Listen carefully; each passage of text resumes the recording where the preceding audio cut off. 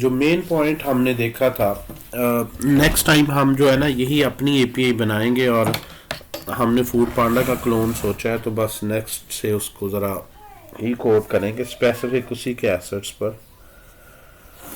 तो पहले ये ज़रा एक सैम्पल एपीआई पे थोड़ी सी प्रैक्टिस हो जाए एसिंक्रोनस कोड की।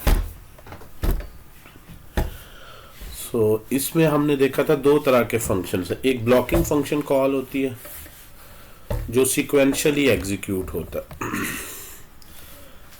और एक नॉन ब्लॉकिंग कॉल है जो कि बेसिकली नॉन सीक्वेंशियल एग्जीक्यूशन है।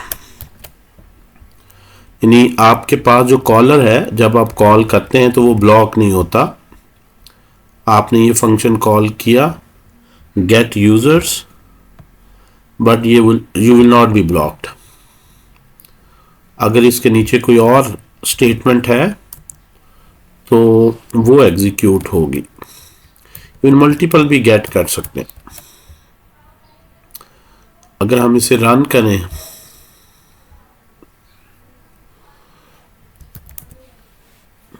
ये मैंने यहाँ फोल्डर स्ट्रक्चर बना लिया जी। माई फूड पांडा का फोल्डर बनाया जिसमें माई फूड पांडा के नाम से वेब है, और इसी में ही माई फूड पांडा सर्वर हम बना लेंगे नेक्स्ट टाइम।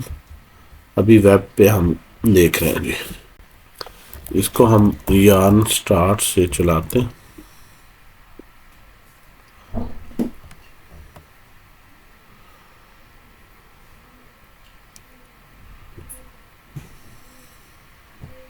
ओके, अगर हम इंस्पेक्ट करते हैं,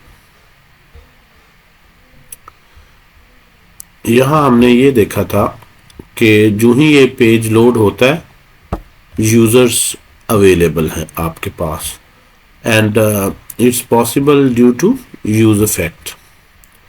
यूज इफेक्ट का जो फंक्शन है ये हमने कहीं कॉल नहीं किया हुआ। देखें ये फंक्शन यूज इफेक्ट का हमने कहीं कॉल नहीं किया। ये फंक्शन ये फंक्शन सिस्टम खुद कॉल करता है। कब कॉल करता है ये आपने देखना। सबसे पहले जब प्रोग्राम स्टार्ट होता है, इसका फ्लो जरा देखें गौर से। तो आल्दो ये ऊपर आपने यूज इफेक्ट का फंक्शन लिखा है, ये इवेंट हैंडलिंग का फंक्शन लिखा है,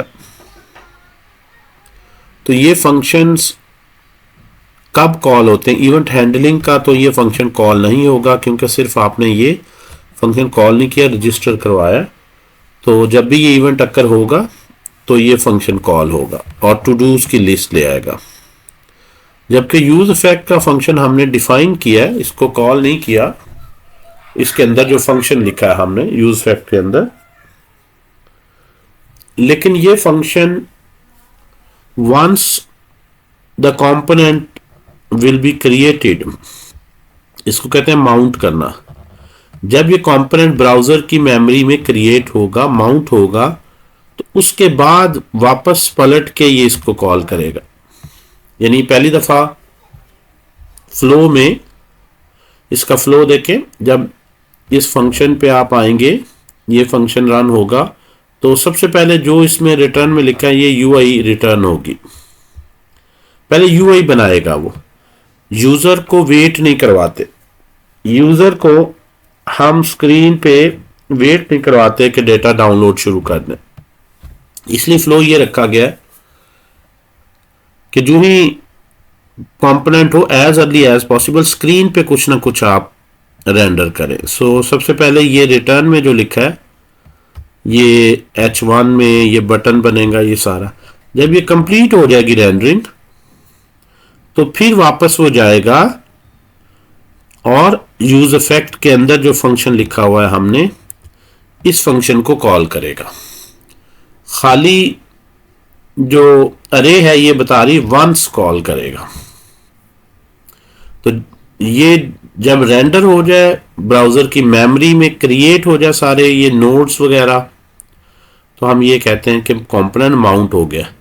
तो once a component is mounted, पहले कंपोनेंट माउंट होगा, सारा ड्रॉ होगा, और माउंट होने के बाद ये कॉल होगा जो भी यूज इफेक्ट के अंदर आपने फंक्शन रजिस्टर करवाया है। एक ही लाइन है तो आप चाहें तो ब्लॉक ना बनाएं, सिंगल लाइनर भी लिख सकते हैं। एक से ज़्यादा है तो ऑब्वियसली आप ब्लॉक बनाएं, एक ही लाइन पे आप इसको इस तरह लिख सकते हैं। तो ये है वो फंक्शन जो आपने यूज इफेक्ट में दिया। अब यहां तक और हैंडल क्लिक पे टू डूज होंगे। अब इसको अगर हम देखते हैं तो पहले ये हमारे पास 10 यूजर्स का डेटा आ रहा है, इस पे क्लिक करते हैं तो टू डूज लोड होते हैं। जब भी क्लिक करते हैं टू डूज लोड होते हैं, लेकिन ये एक ही दफा यूजर्स का डेटा आ रहा है, यूजर का डेटा बार बार नहीं हो रहा। राइट। अब यहां से जब आप इसको रिफ्रेश करेंगे, रीलोड करेंगे, अगर मैं इसे रीलोड करता हूं तो उस वक्त आप देखें फर्स्ट टाइम लोडिंग यूजर्स और ये लोड होता है। सो यहां से ये हमें पता चल रहा है कि गेट, अब हमने जब किसी भी डाटे को गेट करना हो, एक सही कोड है, स्लाइड्स ही चेंज है, इसलिए हमने ये सर्विस बना ली एपीआई की गेट की। Whenever you want to get data, तो इस केस में ये एपीआई एंड पॉइंट ही चेंज हो रहा है। ठीक है जी, बाकी प्रोसीजर सेम है। आपने पहले इसको फेच करना है, बेस एड्रेस भी सेम है, उसके आगे एपीआई एंड पॉइंट सिर्फ फर्क है। तो इसका हमने एक फंक्शन ही बना लिया कि ये डाटा डाउनलोड करेगा। ठीक है, पहले लिखेगा लोडिंग और फिर फेच करेगा, फिर इसको जेसन में कन्वर्ट करेगा। अच्छा, यहां से हम कुछ रिटर्न नहीं करवा रहे। अगर हमें यहां पे डेटा लाना है अपने कंपोनेंट में, तो इसने ऑब्वियसली लोड करके जस्ट इसको प्रिंट नहीं करवाना, it should return the data. ये डेटा जो कंसोल में है, ये डाटा इसे रिटर्न करना है।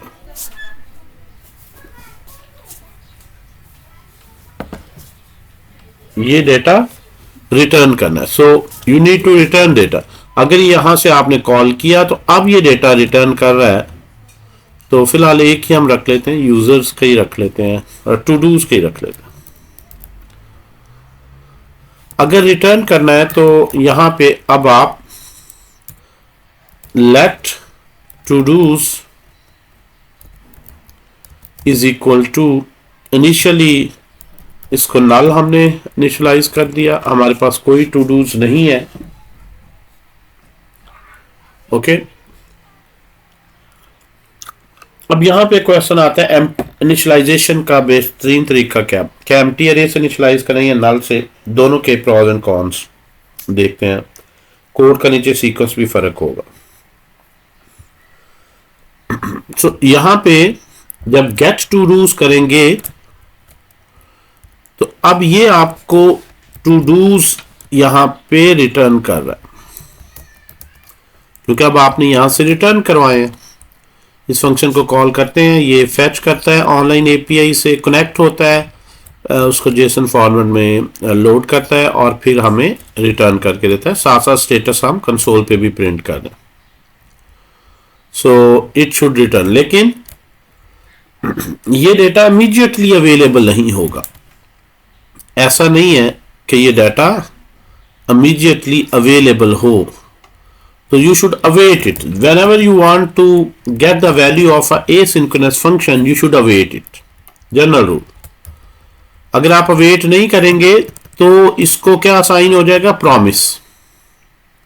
जब इसको कॉल करेंगे यहां से ही वो पहले रिटर्न हो जाएगा, एक प्रॉमिस रिटर्न करेगा। जब वो प्रॉमिस रिजॉल्व होगा फिर रिस्पॉन्स आ जाएगा, फिर रिस्पॉन्स को जेसन की रिक्वेस्ट भेजेगा, फिर एक प्रॉमिस रिटर्न करेगा, और जब वो प्रॉमिस पूरा रिजॉल्व हो जाएगा फिर डेटा आएगा एंड सो ऑन। सो आप यहां पे इसको असाइन करते वक्त you should await it. Await जरूरी है। ओके, क्लिक करने के लिए अवेट जरूरी है ये बात, और अवेट लिखा है तो ये ऑलरेडी ये सिंक्रोनस लिखा हुआ, खैर सो ये हमारे पास यहां पे स्टोरी है। अब ये अवेट के बाद हम इस टू डूज को साइन करें। अब यहां पे इन टू डूज पे लूप लगानी है आपने, ये समझ आई ना बात की भाई, यू शुड अवेट इट, और जो है वो जब भी आप asynchronous फंक्शन कॉल करें, you want to get its value after some time, it will be available, so you will await it and you will, so here is your local variable जो आपने यहाँ पे क्लास लेवल पे लिया है।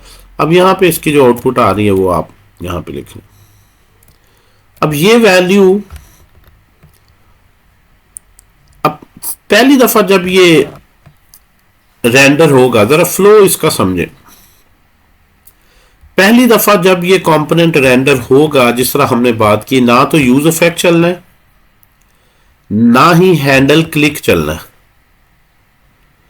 पहली दफा वेरिएबल क्या है, नल, और उसके बाद ये रिटर्न होगा, उसके बाद वापस जाएगा और ये, अच्छा अगर हम या जब क्लिक करेगा या यूज इफेक्ट में डाउनलोड करेगा, यूज इफेक्ट को फॉर द टाइम बीइंग में निकाल देता हूं, हम क्लिक पे डाउनलोड करते हैं। तो पहले नल है और पहली दफा नल पे क्या शो करें, और उसके बाद आप ये डेटा इसमें फिल करेंगे। तो यहां पे आपको कंडीशन बनानी पड़ेगी, if todos equal to null, अगर टू डूज की वैल्यू नल है तो रिटर्न करो h1 में, यूजर को लिख दें लोडिंग, लोडिंग, या आपको लोडिंग के लिए कोई कंपोनेंट ले लें, अगर नल है तो यहीं से रिटर्न कर दे लोडिंग, फिर आपको ये लिखने की जरूरत नहीं है। और जब लोडिंग कंप्लीट हो जाए तो फिर दोबारा हम चाहते हैं कि ये ट्वाइस रेंडर होगा, हमेशा 2 स्टेप्स में ये होता है, पहले इनिशियल वैल्यू पे लोडिंग आए, और जब हम क्लिक करें और ये डाटा अवेलेबल हो तो फिर, अच्छा यहां पे हम बटन चलें, एनी हो, अभी अगर हम इसको चलाते हैं तो ऑब्वियसली लोडिंग लिखा है एंड फॉर एवर लोडिंग ही रहेगी, ये हमेशा लोडिंग ही रहेगा। सो व्हाट टू डू, क्यों भाई, ये पहले की जो हम, क्योंकि हर चेंज पे सेव करने साथ साथ लोडिंग ही है, यानी नल एंड देन लोडिंग, उसके बाद ये जो टू डूज को नॉन नल कब करना है, जब आप यहां पे वैल्यूज असाइन कर दें। तो इसके लिए जो मेन रूल होता है वो ये है कि आप यहां पे, इसको मैं आपकी आसानी के लिए करता हूं, डेटा ले लेता हूं और मैं ये टू डूज को असाइन कर देता हूं data. So I will load to dos on click पे, और ये नल की जगह अब मैं ये डाटा असाइन कर दूंगा जो लोड हुआ है, ताकि ये कंडीशन फॉल्स हो जाए। अब टू डूज नल नहीं रहेगा बल्कि it has some valid data. अगर ये कंडीशन फॉल्स हो गई तो फिर उसके बाद ये ऑब्वियसली रिटर्न नहीं होगा, बल्कि ये एल्स लगा दें या वैसे लिख दें, ये रिटर्न होगा। अब यहां पे एक इशू आता है, वो ये है, देखें बटन तो है ही नहीं इसमें, क्यों भाई, बटन कहां गया,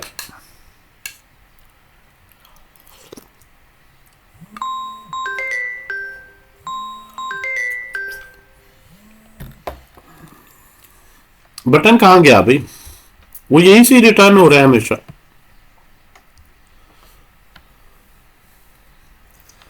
और अगर हम यूज इफेक्ट में यही काम करें कि हम बटन के क्लिक का वेट ना करें, हम लिखें यूज इफेक्ट, और with in use effect 2 parameter हैं, एक एरो फंक्शन है और एक एम्प्टी पैरेंथेसिस है। इसके अंदर अगर मैं कोड लिखूं तो फिर ये वेट नहीं करेगा क्लिक का। अब मैं क्लिक हटा देता हूं जी, बटन भी हटा देता हूं।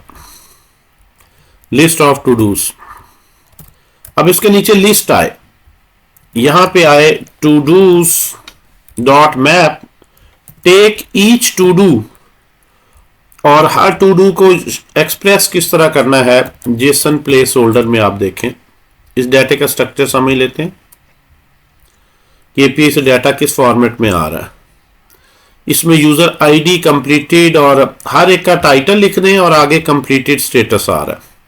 तो हम यहां पे लिख दें सबसे पहले एक लिस्ट में इसको हम रेंडर कर सकते हैं, अनऑर्डर्ड लिस्ट यूएल, इसको कट करें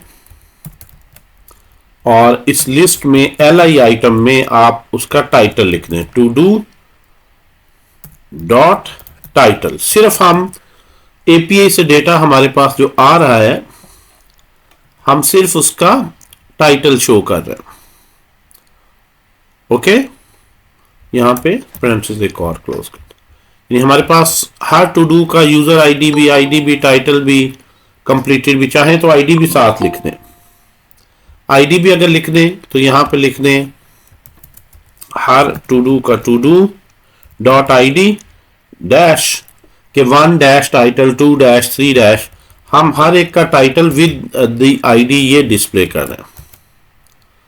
तो अगर आप यहां से ये डाटा, ये कुछ टू डूज 3 में ले लेता हूं, कॉपी करता हूं। अगर ये डाटा आप यहां हार्ड कोडेड इनिशियलाइज करें तो अब देखें टू डूज आ गया 3। अब ये यहां पे इस लोडिंग फॉल्स हो जाएगा क्योंकि नल नहीं है। ये to dos is a proper array, non null, तो ये कंडीशन फॉल्स हो गई। तो पहले ये लॉजिक चेक कर लेते हैं, टू डूज अगर हैं तो ये लिस्ट में आ जाएंगे। सो हियर अगर इसको रीलोड करें तो हमारे पास आ जाएगा जी। अवेट का क्या कह रहा है जी,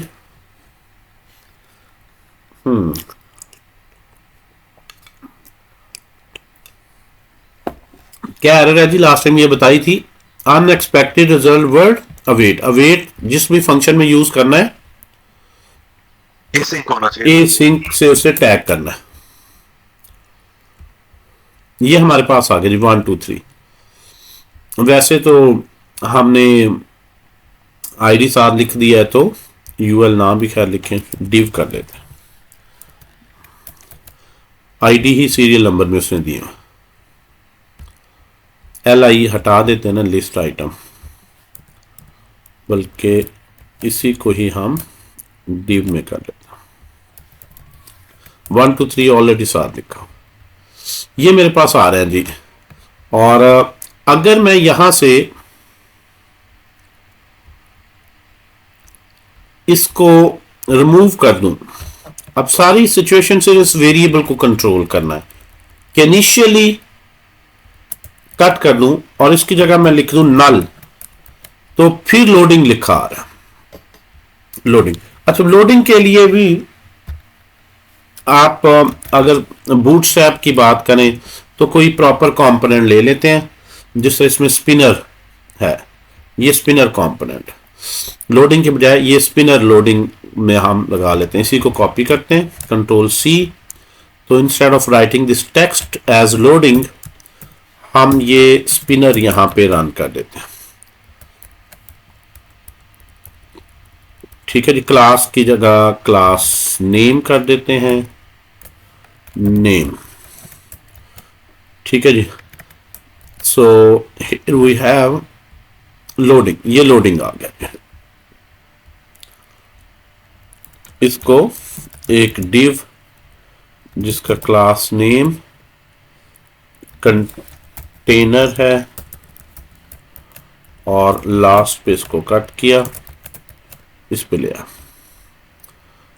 ठीक है जी, टॉप से कुछ मार्जिन दे देते हैं, मार्जिन टॉप में भी। So here we have some loading status.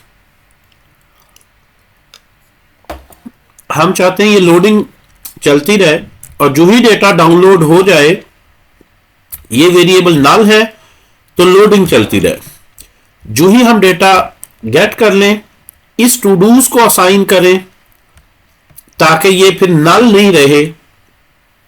अगर ये नल नहीं होगा तो फिर ऑब्वियसली ये नीचे लॉजिक जो लिखी है मैप वाली है। जब आप फंक्शन रन करते हैं तो ये याद रखें, एक ही दफा फंक्शन रेंडर होता है।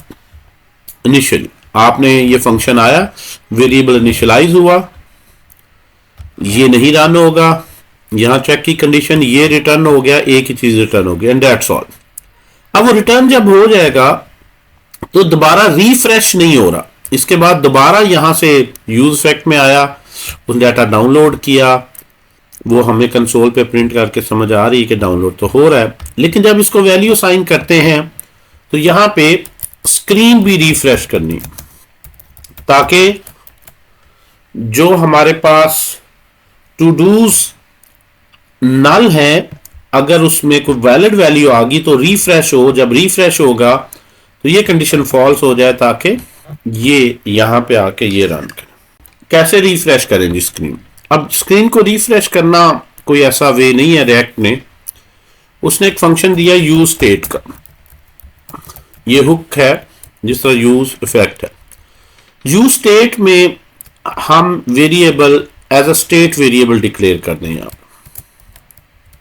यानी हम लिखें लेट ये वेरिएबल यूज स्टेट में आप इसकी इनिशियल वैल्यू दें, लाइक नल।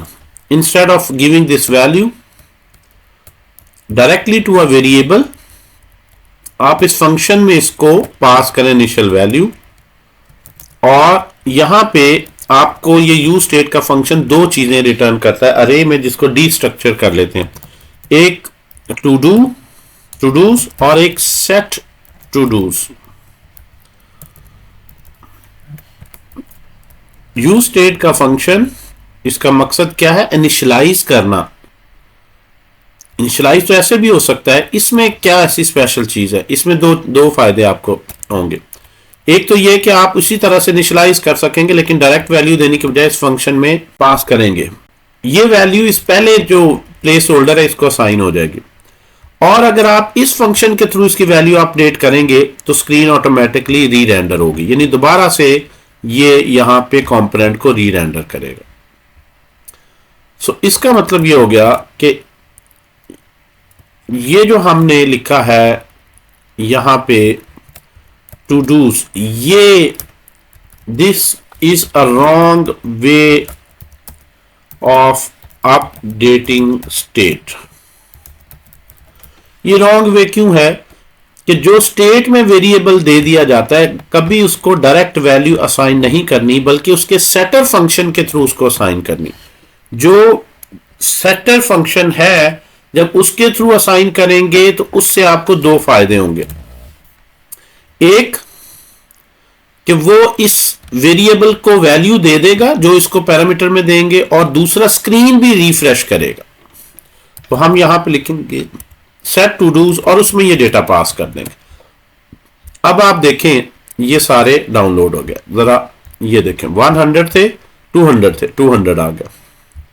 मैं इसको रिफ्रेश करता हूं, देखिए थोड़ी देर के लिए स्पिनर चलता है क्योंकि डाटा बहुत थोड़ा है, और उसके बाद वैसे ही वो कैशे में कर लेता है।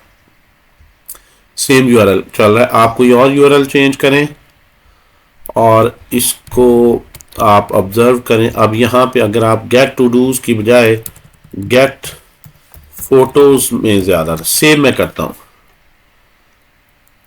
तो फोटोज में टाइटल सिर्फ हम टाइटल लिख रहे हैं। इस तरह यूजर्स की अगर बात करें, सेव किया तो यूजर्स में कुछ नहीं आया।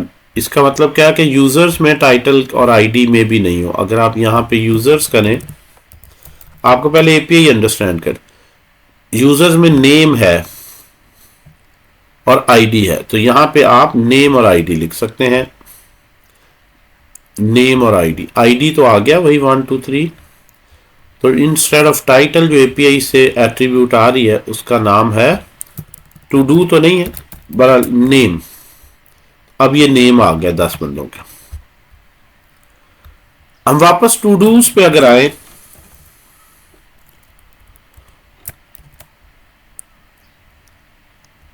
To dos dot title, to do dot title.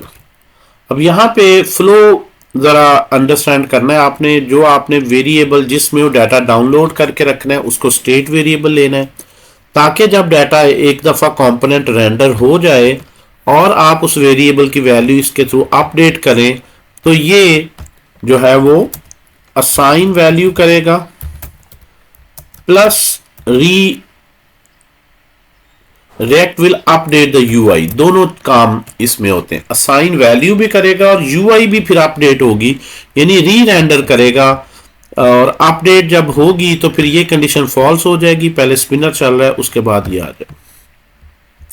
तो ये एक टिपिकल सा कोड है जो कि आपने लिखना है। ये क्या कर रहा है, ये रॉन्ग वे क्यों है, ये सिर्फ वैल्यू असाइन करता है, स्क्रीन को अपडेट नहीं करता, असाइन वैल्यू ओनली। इसमें UI इज नॉट अपडेटेड। जबकि अगर आप ये स्टेट फंक्शन के थ्रू लेके चलें तो रिएक्ट ने हमें एक फंक्शन दिया जिसमें रिएक्ट कहता है कि आप डायरेक्टली से मॉडिफाई नहीं करें, आप मुझे बताएं जो डाटा है, ताकि मैं स्क्रीन में उसको एक दफा डिस्प्ले कर दूं और फिर उसे कंटिन्यूसली मॉनिटर करूं। जब भी उसकी वैल्यू इस फंक्शन के थ्रू आप अपडेट करेंगे तो वो ना सिर्फ वैल्यू से असाइन कर देगा मेमोरी में, बल्कि उसके साथ साथ स्क्रीन में भी जहां जहां वो रेफर हो रहा है वो दोबारा से इसको रिकैलकुलेट करेगा और ये कंडीशन फॉल्स हो जाएगी और ये इस तरह से हमारे पास आ रहा होगा। अगर हम इसको थोड़ा सा और भी देखें, लाइक ये अब हमारे पास आ रहा है जी, todo set todos to do dot title. So you need to see where its users की बजाय यहाँ पे टू डूज एपीआई कॉल अपनी से करना ये। अच्छा, अगर आप इसमें एपीआई में देखें टू डूज में, तो अब आप लॉजिक कोई भी लिख सकते हैं, लाइक कंप्लीटेड फ्लैग की बेस पर ग्रीन है या रेड है शो करना है, तो आप यहाँ पे लिख सकते हैं इसका जो कलर है class name is equal to इसका जो कलर प्रॉपर्टी है। अगर आप ऑब्वियसली रेड कर देंगे तो डबल में हम इसको लिखेंगे इनलाइन स्टाइलिंग, तो ये सारे रेड में हो जाने चाहिए। रेड में नहीं हो रहा, क्या इशू है जी? जी ये स्टाइल में आएगा, क्लास नेम में भी नहीं। बस जब आप बीमार हो तो उल्ट पुल्टी आप लिखते हैं, सही कह रहे हैं। इनलाइन स्टाइल हम यूज कर रहे हैं। Thank you ji. स्टाइलिंग में आ गया जी। अगर ग्रीन करें रेड की जगह तो ग्रीन में आ जाएगा, राइट। अगर आप कंडीशनली करना चाह रहे हैं तो जो एपीआई से यानी रेड करना है या ग्रीन करना है, ये आप बेस कर दें to do dot completed flag पर। टू डू में एपीआई में आप देखें, यहां पे मैंने सेव नहीं किया, कंप्लीटेड फ्लैग की बेस पर मैं देखता हूं कि आईडी और टाइटल मैंने क्या चलाना। तो अगर ये एग्जैक्ट यही कॉपी करें, स्पेलिंग्स वगैरह मेक श्योर कि आप सही लिख रहे हैं।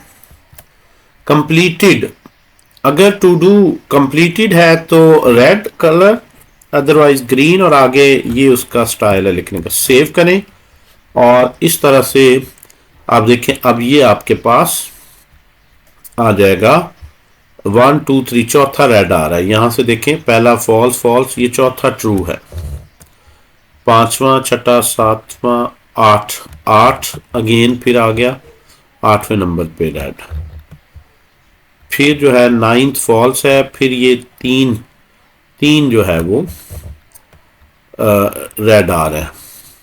तो उसी तरह से, और वही सेम टाइटल है, तो वही डेटा जो वहां से आ रहा है, अब मैं एपीआई से डेटा लेता हूं तो जरूरी नहीं उसको एज इट इज डिस्प्ले करवाएं, लाइक उसका ये स्टेटस मैंने कलर में शो कर दिया। यूजर आईडी को मैं नहीं शो करवाना चाहता कि ये टू डू किस यूजर का। सो इस लिहाज से आपके पास लाइव एपीआई से हमने डाटा फेच किया और रिएक्ट में शो कर दिया। यहां तक कोई क्वेश्चन नहीं, यहां तक पूछ सकते हैं अगर कोई कंफ्यूजन है तो। लेकिन 2 पॉइंट अहम है कि जिस वेरिएबल में आपने डाटा लेना है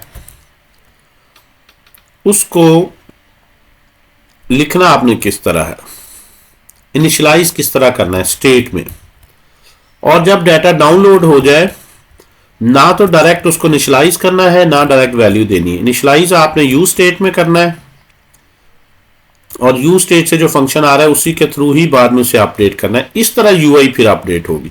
तो फ्लो अगर इसका देखें, सबसे पहले फ्लो इसका समझना जरा इंपॉर्टेंट है। फ्लो ऑफ एग्जीक्यूशन क्या है? सबसे पहले प्रोग्राम चलेगा तो ये वंस ही इनिशियलाइज होता है, 2 दफा इनिशियलाइज नहीं होता। तो ये नल वैल्यू इनिशियली से मिल जाएगी। ओके, नल वैल्यू से मिल गई। अब इसके बाद ये फंक्शन रजिस्टर हो गया, कॉल नहीं हुआ। यहां पे आए, ये नल ट्रू है, उसने ये रिटर्न कर दिया और यूआई वापस फिर यहां पे आई यूज इफेक्ट में। यानी अगर मैं इसकी लेबलिंग करूं तो पहले नंबर पे ये एग्जीक्यूट होगा, दूसरे नंबर पे ये एग्जीक्यूट होगा, फिर तीसरे पे आके ये एग्जीक्यूट होगा और फिर चौथे स्टेप पे आके ये एग्जीक्यूट होगा। ये आपको समझ आनी चाहिए। 2 चीजें इसमें बड़ी अहम है। एक तो स्टेट का रोल समझना, एपीआई कॉल समझना, फिर फ्लो ऑफ एग्जीक्यूशन समझना। फ्लो ऑफ एग्जीक्यूशन देखें इसका क्या। सबसे पहले ये जो स्टेटमेंट है ये एग्जीक्यूट होगी फ्लो ऑफ एग्जीक्यूशन में 1 पे, और ये वैल्यू एक ही दफा इनिशियलाइज होगी, बार बार नहीं होगी। जितनी दफा मर्जी ये कंपोनेंट रीरेंडर हो, पूरा रिफ्रेश करें तो फिर तो पेज ही, एप्लीकेशन ही रीलोड होगी ना। यूज स्टेट में जो आपने लिखा है ये आपको डायरेक्ट गारंटी देती है, एक ही दफा इनिशियलाइज होगा और पहली दफा होगी। It's just like a constructor class. जिन्होंने ऑब्जेक्ट ओरिएंटेड प्रोग्रामिंग पढ़ी है उसमें कंस्ट्रक्टर्स पढ़े, ये उसी तरह का रोल प्ले कर रहा है इनिशियलाइज का। दूसरे नंबर पे ये नहीं एग्जीक्यूट होगा, दूसरे नंबर पे यहां पे आएगा और ये टू डूज को रेंडर करेगा। इन दोनों में से ये कंडीशन क्योंकि ट्रू हो जाएगी, ये रेंडर होगा, ये रिटर्न नहीं होगा। तीसरे नंबर पे फिर वापस आएगा, जब रेंडर कर लेगा तो ड्रॉ कर लेगा यूआई, तो अब यूज इफेक्ट को रेंडर करेगा। यूज इफेक्ट में जो ही सेट टू डूज करते हैं तो स्टेट में चेंज आएगी, जो ही स्टेट में चेंज आएगी फिर यहां पे जाएगा, ये कंडीशन फॉल्स हो जाएगी तो ये 4th पोजीशन पे एग्जीक्यूट होगा। तो इसका जो फ्लो है 1 3 2 4 बन रहा है। मतलब ये थोड़ा सा इस पॉइंट को खास तौर पर ध्यान में रखें, 1 2 3 4 नहीं, ये 4 ब्लॉक्स जो आपने लिखे हैं 1 3 2 4 सीक्वेंस बड़ा इसका डिफरेंट है। देखिए टू डूज को इनिशियल वैल्यू नल मिली है, ये नल ही रहेगी ऑब्वियसली जब तक टू डूज डाउनलोड होके इसको असाइन ना हो जाए, तो तब तक स्पिनर चलता रहेगा। और टू डूज डाउनलोड करके असाइन करना किसकी जिम्मेदारी है? यूज इफेक्ट की। तो इसलिए 2 के बाद 3 चलेगा और ये इसको टू डूज को जब ये वैल्यू देगा तो फिर ये आके कंडीशन फॉल्स होगी, it's not null, and then ये एग्जीक्यूट होगा। अगर आपकी यहां पे एरर आ जाए, फॉर एग्जांपल एपीआई में मैं ऐसा राउट लिखता हूं जो है ही नहीं, जेसन प्लेस होल्डर में वो कह रहा है जी ये टोटल एंड पॉइंट्स हैं एपीआई के, slash post comments album photos to dos, मैं टू डूज 1 2 3 ये यहां पे गलत लिखता हूं। लाइक मैं ये टू डूज है स्लैश टू डूज, तो ये आ गया। अगर मैं यूआरएल गलत लिख दूं, टू डूज में डबल एस डाल दूं तो एम्प्टी ऑब्जेक्ट आ गया। ठीक है जी, ये इस एपीआई का तरीका है कि ये एरर नहीं, एक्सेप्शन नहीं थ्रो करती। अगर मैं डबल एस कर दूं यहां पे तो आप इसको असाइन कर रहे हैं अब एम्प्टी ऑब्जेक्ट। सेव किया मैंने, रीलोड करता हूं तो आप देखें ना तो आपके पास स्पिनर आ रहा है और ना ही जो है वो टू डूज आ रहे हैं, जो कि सही यूजर एक्सपीरियंस नहीं। अगर एरर है तो प्रॉपर एरर मैसेज आना चाहिए। यानी अब हो क्या रहा है इसके, अगर आप देखें यहां पे इंस्पेक्ट में, तो ये to dos dot map is not a function. ये क्यों कह रहा है टू डू? दोबारा से देखें एरर को कैसे हैंडल करें। एपीआई में error is a very common case.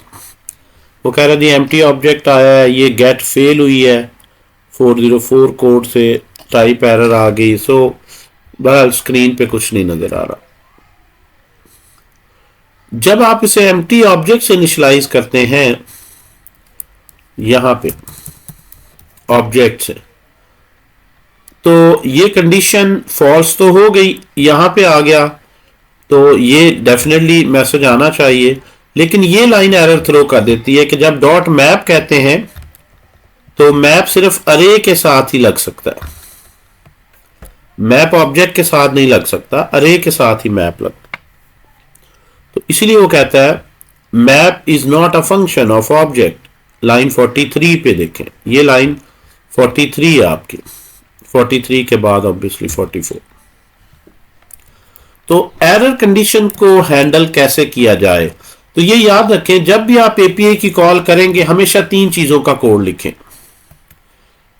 आपके पास सबसे पहले टाइम जो आना है वेटिंग का, उसमें या तो वो लोडिंग स्टेट में होगा, अभी लोड कर रहा है, लोड करने के बाद या डेटा आएगा या एरर आएगी। 2 चीजें, एक के लिए कोड नहीं लिखना। पहले तो वो लोडिंग है, अवेट मोड में होगा, अवेट के बाद या डेटा आएगा या एरर आएगी। इस चीज का ख्याल रखना है आपने। सिर्फ यही नहीं अज्यूम कर लेना कि ये एरर नहीं आएगी सर्वर साइड पे, उसका मे भी यहां से कनेक्शन ही डिस्कनेक्ट हो जाए, दरमियान में कुछ ज्यादा डेटा डाउनलोड कर रहा था, डिस्कनेक्ट हो गया, या एपीआई की गलत कॉल है, या सर्वर क्रैश कर गया, या सर्वर पे ऑथेंटिकेशन नहीं है, तो ये एरर हमने प्रोड्यूस की। तो एरर को कैसे हैंडल किया जाए, यहां पे सेट डाटा करने से पहले मैं देख लूं कहीं डाटा एरर तो नहीं है, और दूसरी बात अगर एरर है तो उसके अगेंस्ट भी तो यहां कुछ रिटर्न करना है। तो मैं यहां पे एक वेरिएबल ले लेता हूं जिसमें मैं इसको इनिशियली मैंने नल कहा जी, कोई वैल्यू नहीं है, मैंने लिख दिया let error comma set error, और यू स्टेट में मैंने इसको इनिशियली फॉल्स कह दिया कि एरर एक बूलियन वैल्यू ले ली, एक बूलियन वैल्यू ले ली। ठीक है जी। अब यहां से इसको मैं अलहदा एक प्रोग्राम में लिख दूं, मेरा ख्याल ये आप लोगों के पास रहे।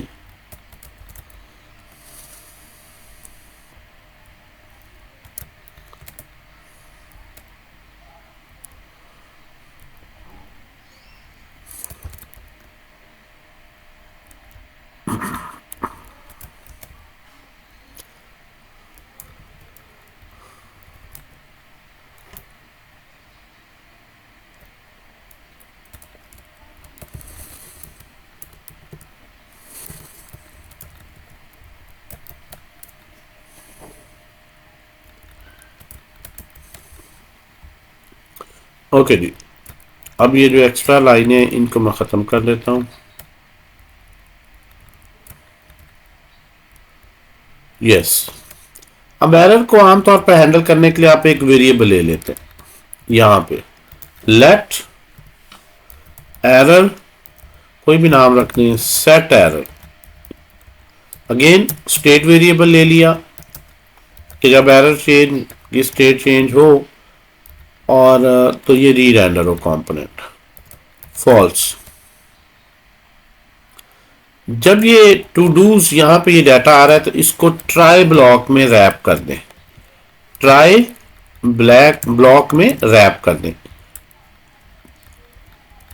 ट्राई कैच जिन्होंने यूनिवर्सिटी में भी, इसको मैं दोबारा से बता देता हूं। एरर को हैंडल करने का बेहतर तरीका क्या है, और यहां भी टू डूज नल होने का मतलब क्या है कि देखिए टू डूज नल थे, नल ही रहे। ये भी तो मुमकिन है कि टू डू सर्वर पे हो ही ना कोई। क्या ख्याल है? यहां पे आपने एरर को हैंडल करने के लिए एक एरर का वेरिएबल ले लिया, सेट एरर, और ये कोड जिसमें एरर आ सकती है इसको एक ट्राई ब्लॉक के अंदर कर दिया। ट्राई स्क्रीन उसका क्या अभी दिख नहीं रहा। मेरा ख्याल अब नहीं है स्टार्ट। क्यों भाई, बाकियों को भी ये इशू आ रहा है? नहीं सर ठीक है। अब मैंने मोबाइल पे नहीं देख आ रहा रही स्क्रीन सर। सर ओवरऑल ही क्लास सबसे शुरू हो गई तो प्रॉब्लम हो रही सर रुक रुक के आ रही है जरा। अच्छा जी, अब यहाँ पे एरर को हैंडल करने के लिए दोबारा से भी देखें, इसको पॉज नहीं किया रिकॉर्डिंग को। चले, मैंने जो एक पॉइंट बताया वो ये है कि इस पर्टिकुलर असाइनमेंट में दो जगह पे एरर आ सकती है। या ये लोडिंग में एरर आ जाए, ऑब्वियसली यहाँ तो असाइन ही करना है ना, सो उसके लिए आप एक और एरर का वेरिएबल ले लें, एक फ्लैग ले लें। अब पहली दफा तो हम ये नहीं कह सकते कि एरर आई, अभी तो डाटा डाउनलोड होगा तो देन ये देखेंगे हम। अच्छा जी, सॉरी, ये एरर जो वेरिएबल है इसको, इसके थ्रू हम ये कंट्रोल करते हैं कंडीशन। हम इस पर्टिकुलर ब्लॉक को ट्राई में रैप कर देते हैं और विद इन कैच ब्लॉक अगर कोई एरर है तो वो यहां पे थ्रो होगी कैच ब्लॉक में, और अगर एरर आए तो यहां पे सेट एरर को ट्रू कर देंगे। अब ये जो ट्राई कैच ब्लॉक है, हो सकता है बाज जिन्होंने यूनिवर्सिटी में पढ़ा है वो तो डेफिनेटली फेमिलियर है, जिन्होंने नहीं पढ़ा वो देखें ट्राई कैच ब्लॉक जो है वो किस तरह से काम करता है। जो भी सिंटेक्स आप ट्राई ब्लॉक के अंदर लिखते हैं, जो भी सिंटेक्स, अगर इसमें कोई एरर आए, अगर नहीं आए तो सिचुएशन क्या है, एरर आए तो क्या है। ट्राई ब्लॉक में अगर कोई आपको एरर आए तो ट्राई के फौरन जो कैच ब्लॉक है इसमें वो एरर पास कर दी जाती है और इसमें लिखी हुई स्टेटमेंट्स रन होती हैं। अगर ट्राई ब्लॉक में लिखी हुई कोई स्टेटमेंट एरर में एरर आए तो वो एरर की डिटेल इस एरर ऑब्जेक्ट में होती है और ये ब्लॉक रन होता है। अगर ट्राई ब्लॉक में एरर ना आए तो ये ब्लॉक स्किप कर दिया जाता है, तो यहां पे एरर कैच नहीं होती। इस sort of in if else कि कैच ब्लॉक तभी एग्जीक्यूट होता है अगर एरर आए ट्राई में, तो अदरवाइज नहीं। एक इसी के साथ है फाइनली ब्लॉक। फाइनली ब्लॉक हमेशा एग्जीक्यूट होता है ट्राई के बाद, ऑलवेज एग्जीक्यूटेड। तो ये try catch finally executed if error occurs. और ये तो वो कोड है ना, जो आपका जो कोड है जो आप लिख रहे हैं, लेकिन कोड को ट्राई कैच में रैप कर देने से ब्लॉक्स में फाइनली ऑप्शनल है। ट्राई के साथ चाहे तो लिखें चाहे तो ना लिखें, फाइनली भी कोई इंफॉर्मेशन नहीं आती। यानी अगर इस ब्लॉक में एरर आ गई तो ये स्टेटमेंट्स एग्जीक्यूट होंगी, उसके बाद फाइनली। अगर ट्राई में एरर नहीं आई तो फिर ये कैच स्किप हो जाएगा और फाइनली तो हमेशा नाम ही उसका बता रहा है फाइनली एग्जीक्यूट होना ही है, और फाइनली ऑप्शनल है। तो ये ट्राई कैच फाइनली ये ब्लॉक कहलाता है जो हमें एरर की कंडीशंस को सारी पॉसिबिलिटी देता है। तो मैंने ये जो कोड था इसको ट्राई ब्लॉक में कर दिया। कैच ब्लॉक में इस एरर ऑब्जेक्ट में जो इंफॉर्मेशन अभी उसे मैं नहीं यूज कर रहा, एक्सीडेंटली इसका नाम भी एरर रख दिया, यहां कुछ भी नाम रख सकते। तो ये इनिशियली फॉल्स है। अगर एरर आती है तो मैं इसको क्या कर देता हूं, ट्रू। अदरवाइज ये फॉल्स है, फॉल्स ही रहेगा। अब यहां पे आके अगर तो नल है तो इसका मतलब है लोडिंग, यहां एक और इफ एल्स लग जाएगी, एल्स इफ अगर एरर इक्वल टू ट्रू है, अगर एरर अकर कर गई है तो रिटर्न करें। अब यहां पे आप इसको मैं कॉपी करता हूं। In case of error what you want to show is some error message, something went wrong. अब यहां पे आ जाए जी, इनिशियली एरर फॉल्स है यहां, और टू डूज नल है, यहां पे आएगा टू डूज नल है, यही कंडीशन ट्रू हो गई, ये रिटर्न हो जाएगा। उसके बाद यूज फैक्ट में आएगा, टू डूज के स्पेलिंग गलत लिखे हैं, यहां से एरर रेज होगी। जब यहां से एरर रेज होगी तो ये नीचे वाली लाइन भी नहीं एग्जीक्यूट होगी, यहां से डायरेक्ट उठ के कैच ब्लॉक में आएगा और एरर को ट्रू कर देगा। क्योंकि एरर हमने स्टेट वेरिएबल लिया है तो ये जो रेंडर हो रहा है ये री रेंडर होगा, तो ये कंडीशन यहाँ पे फॉल्स हो जाएगी, ये कंडीशन अब एरर की ट्रू होगी, तो ये यहां पे एग्जीक्यूट हो जाएगा। तो यहां से देखें, अगर आप इसको रीलोड करते हैं तो यहां पे जो कंडीशन है वो क्यों नहीं हो रही, को बता सकता है जी? यहां क्यों नहीं आ रहा मैसेज एरर का? बड़ा हमने एक क्लियर जो है वो फ्लो लिखा है जी। एनीवन देखें, जब आपने ये डाउनलोड का कोड लिखा और इसने एरर अगर शो कर दी तो सेट एरर तो ट्रू कर दिया, लेकिन यूज स्टेट तो नल था, नल ही रहा, यूज स्टेट तो नहीं, क्योंकि इस ये गेट ही एरर कर गया, तो यहां से उठ के डायरेक्ट वो कैश में आ गया। सेट टू डूज तो चला ही नहीं, सेट टू डूज तो चला ही नहीं। सो हमें एक और वेरिएबल लेना है बेसिकली, जिसको हम कहते हैं लोडर, लोडिंग, सेट लोडिंग, और इसको हम कह लेते हैं यूज स्टेट में। अगेन इनिशियली इसकी वैल्यू है ट्रू, पहली दफा हमने ट्रू कह दी, तो टू डूज को नल पे चेक करने के बजाय लोडिंग वेरिएबल पे चेक करना कि अगर लोडिंग ट्रू है, अगर लोडिंग ट्रू है तो लोडर शो करो, अगर एरर ट्रू है तो एरर शो करो, और अगर लोडिंग भी कंप्लीट हो गई है, एरर भी नहीं आई, तो इसका मतलब है ऑब्वियसली फिर डाटा आया। तो अब ये तीन वेरिएबल आमतौर पर इसमें लोडिंग, एरर और डेटा जो भी है, तो जब ये वैल्यू डाउनलोड हो जाए, डाटा आपके पास सेट हो जाए, तो फिर आपने यहां पर लोडर को भी स्टॉप कर दिया है, तो सेट लोडिंग को ट्रू कर दिया।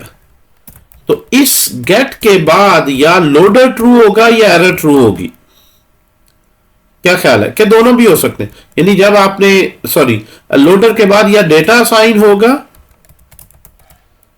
या एरर होगी, लेकिन लोडिंग इवन इफ एरर भी आए तो लोडर को स्टॉप करेंगे, इसको फॉल्स करेंगे तो आगे एरर में जाएगा ना।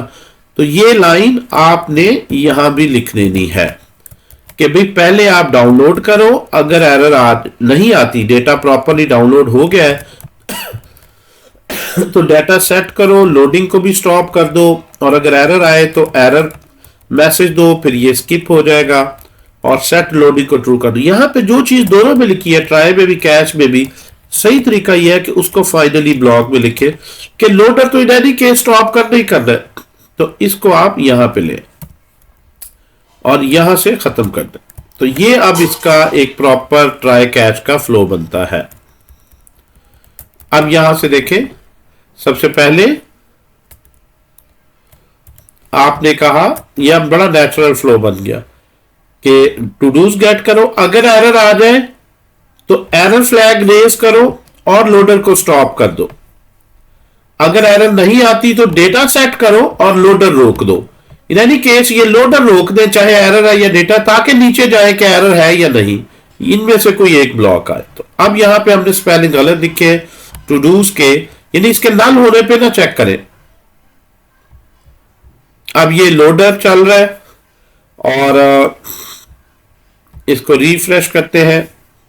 लोडिंग स्टेट में हमारे पास लोडिंग टू डूज आ रही है।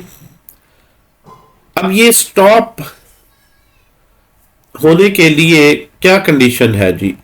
हमने इनिशियली इसको लोडिंग को फॉल्स कर दें। जब डाउनलोड हो जाए तो लोडिंग को फॉल्स कर दें। रीलोड करें।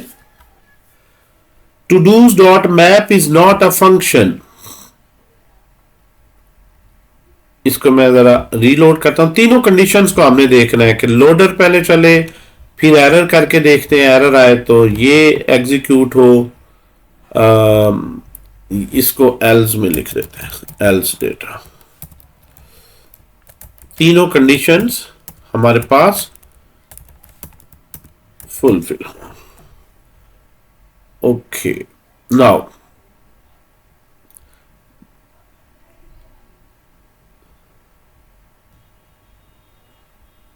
ओके जी,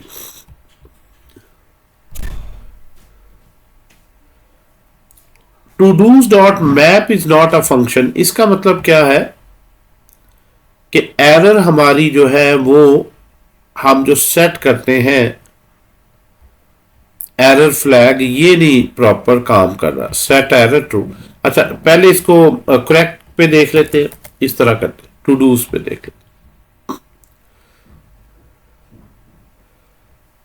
इसको ये की भी लगा लेते हैं ताकि कोई वार्निंग भी ना रहे। जब आप लिस्ट कर रहे हैं तो टॉप पे आप की असाइन कर दें to do dot ID. ID हर एक का यूनिक है ताकि कोई वार्निंग ना। सबसे पहले तो ये नॉर्मल फ्लो है कि कोई एरर नहीं आती और लोडर चलता है और लोडर के बाद डेटा आ जाता है।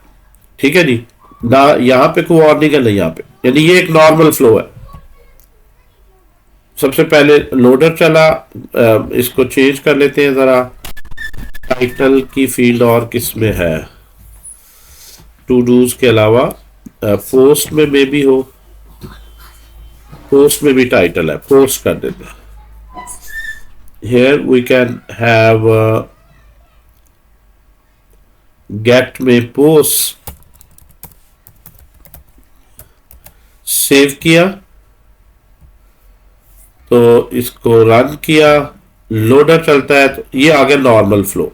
इसी तरह से टू डूज पे आ जाए। To dos, here is a normal flow. You have loader. अब देखते हैं एरर में क्या इशू आ रहा है। ये पहले एरर फॉल्स है। जो ही डाटा डाउनलोड होता है, सेट होता है, लोडर फॉल्स होता है।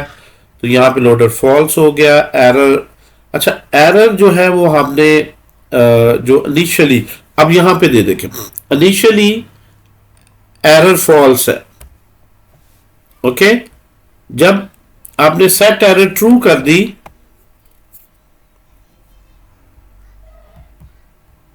यहां पे हम अब कोई मिस्टेक करते हैं, एस करते हैं, मेरा ख्याल उसकी एक्सेप्शन। यहां पे जो गेट में लाइन नंबर 4 पे एरर आ रहा है, if JSON placeholder to dos. अच्छा, यहां पे इशू ये आ रहा है कि वो उसको एम्प्टी असाइन कर देता है। यानी उस पे एपीआई जो है ना, देखें यहां पे हमें एक और कंडीशन भी लगानी पड़ेगी। एपीआई में आमतौर पर हम इस तरह नहीं लिखते कि गलत अगर कोई यूआरएल एंड पॉइंट अनडिफाइंड आ जाए तो आमतौर पर वहां से एपीआई से एरर आती। मे बी ये टेस्टिंग एपीआई है, ये एरर रेज ही नहीं करती। ये एम्प्टी ऑब्जेक्ट देख रहे हैं, यहां से आ रहा है। एम्प्टी ऑब्जेक्ट का आना ऑब्वियसली एरर नहीं है। get this and it will give this status error। तो इसमें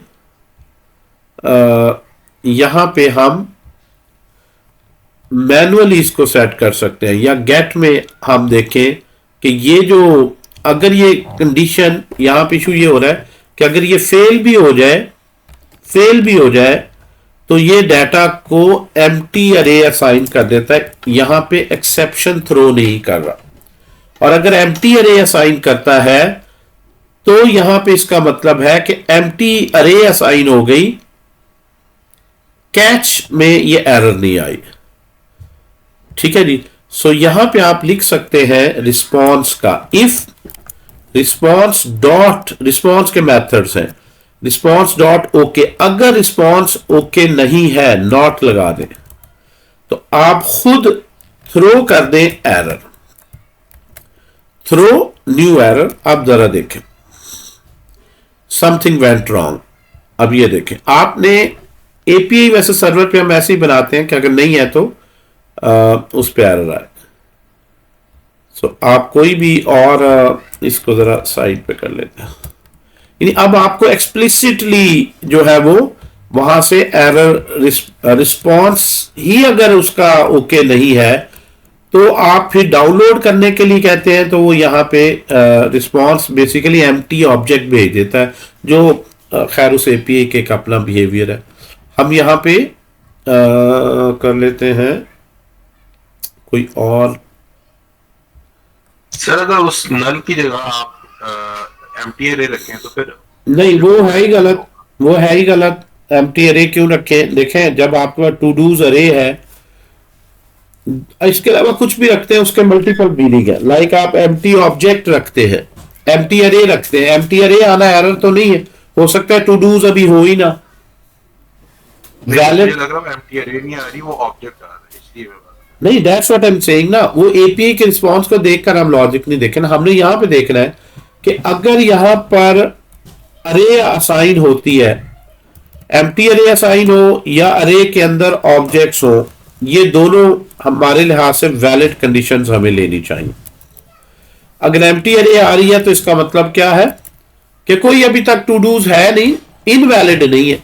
लाइक मैं अगर एक यूनिवर्सिटी का पोर्टल बना रहा हूं तो मैं कहूं जी अभी तक कुछ स्टूडेंट रजिस्टर ही नहीं हुआ, एक कोर्स में रजिस्ट्रेशन है। फॉलो कर रहे हैं बात? जी सर, लेकिन मैं ये बात करूं कि अगर एम्प्टी अरे होगी ना तो अभी यहाँ पे नल है, तो वहां पे क्या हो रहा है, ऑब्जेक्ट असाइन हो रहा है, ऑब्जेक्ट के ऊपर मैप का फंक्शन नहीं चलता। मेरे भाई आप देखें, बात समझे। अगर एम्प्टी अरे होगी तो मैं इसमें कैसे फर्क करूंगा? एरर आई है कि वैलिड एम्प्टी अरे आई है, इसमें कैसे फर्क करें? यहां पे मुझे बताएं, अगर एम्प्टी अरे है, अगर एम्प्टी अरे तो वैलिड रिस्पांस बनता है ना, मैं ये कह रहा हूं।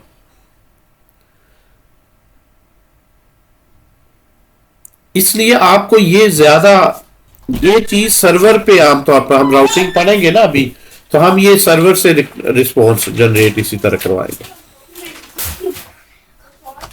ठीक है, if response is not okay then जो है वो हम इसकी बजाय के एम्प्टी ऑब्जेक्ट सेंड कर दें। बाज एपीआईज ऐसी हैं, वो उनका पर्पसफुली ऐसे बनी है कि आपका जो क्लाइंट साइड है वो क्लैश ना करे। ठीक है, यानी क्लाइंट साइड आपका क्लैश ना करे। बहरहाल ये यहां पे देख लें, अब थ्रो हमें एक्सप्लिसिटली करवानी पड़ी। इसको मैंने सेव किया,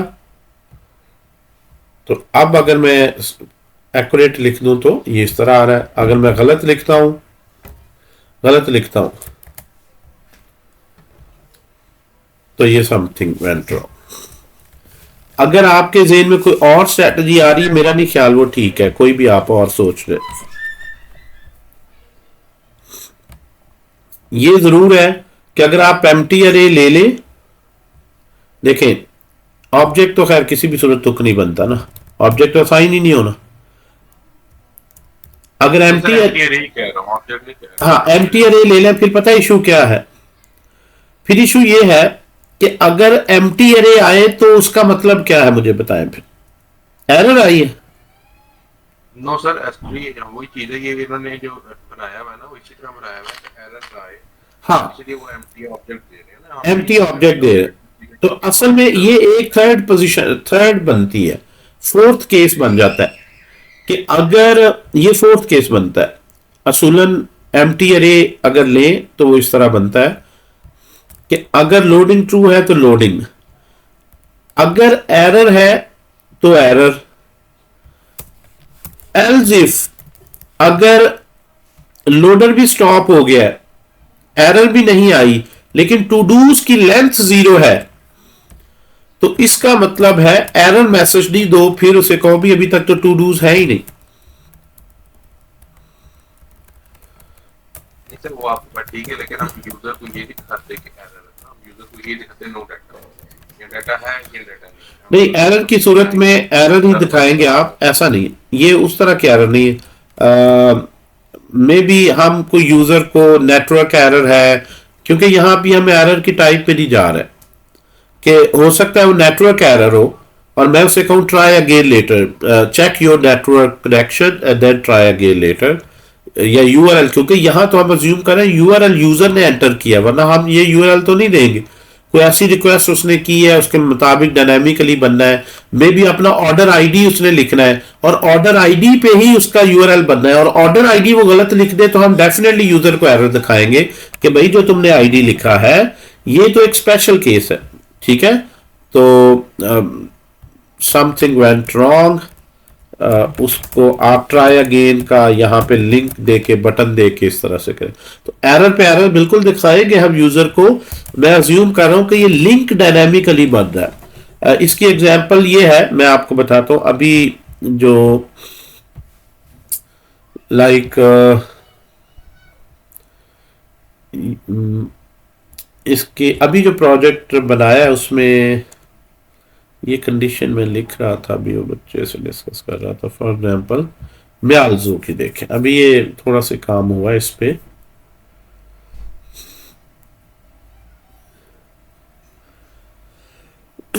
अब ये आपके पास एक मार्केट प्लेस, अभी जो अपने स्वीडन के क्लाइंट के लिए बना रहे हैं, ट्रैक योर ऑर्डर पे आप आते हैं।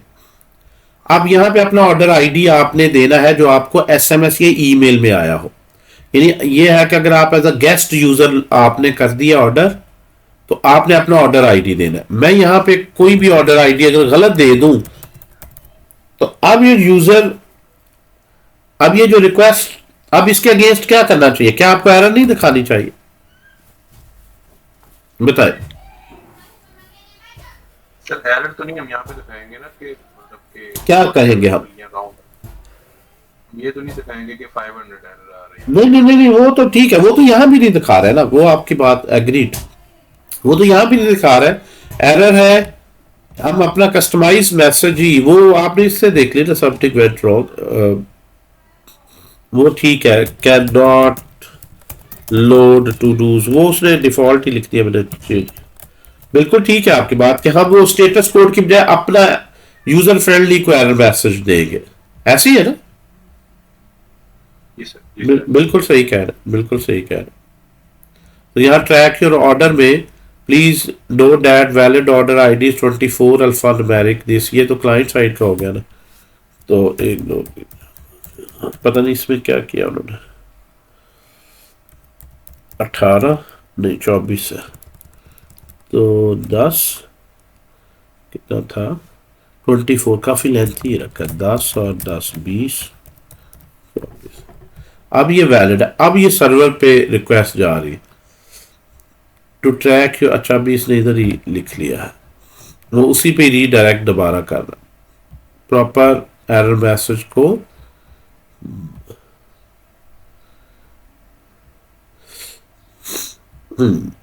ठीक है, बहरहाल ये वैसे बात का तो आपकी बात ठीक है कि आप अगर ये भी नहीं दिखाना चाह रहे, लेकिन ये स्पेसिफिक केस है जिसमें जो है वो अब 4 केसेस बन गए। देखें, अगर तो लोडिंग स्टेट में है स्पिनर चलेगा, एरर है तो एरर मैसेज, एरर मैसेज में भी फेल्स कर सकते हैं एरर कोड के लिहाज से मैसेज, और अगर टू डूज है ही नहीं तो to dos are empty otherwise to dos, तो ये फाइनली यहां पे आप पहुंचे।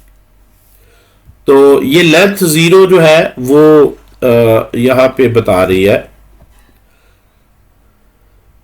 सर मेरे साथ ना एक केस ऐसा हुआ था कि हमारा एक क्लाइंट था, वो ज्यादा कह लें कि ज्यादा टेक्निकल नहीं था।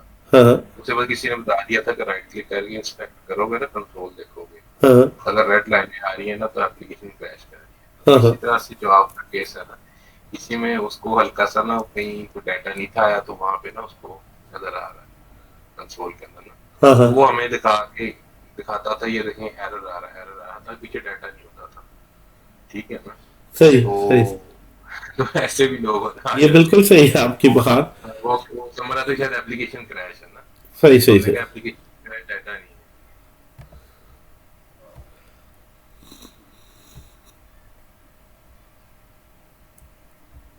अगर हम अब हमने मेरा ख्याल क्या लिखा है स्पेलिंग, अब तो हमने करेक्ट लिखे ना। ठीक है, उसको भी आप जो है वो ये करेक्ट हमने लिखा है। अगर हम यहाँ पे इसके साथ कुछ भी लिख दें तो ये गेट में रिस्पॉन्स आ रहा, राइट। अच्छा, इसको ट्राई कैच को उठा के अगर ये चीज को हैंडल करना है ना, तो इसको उठा के आप इधर ले आए, इस जगह पे इसको ट्राई कैच में रैप कर दें, फिर ये नहीं आए। Getting the point. जी सर। यानी इस पर्टिकुलर को असल में ना एपीआई जो है वो स्टेटस कोड भेज रही है, उसने जो वे एपीआई कोड की हुई ना, स्टेटस कोड भेज रही है 404 नॉट फाउंड वाला।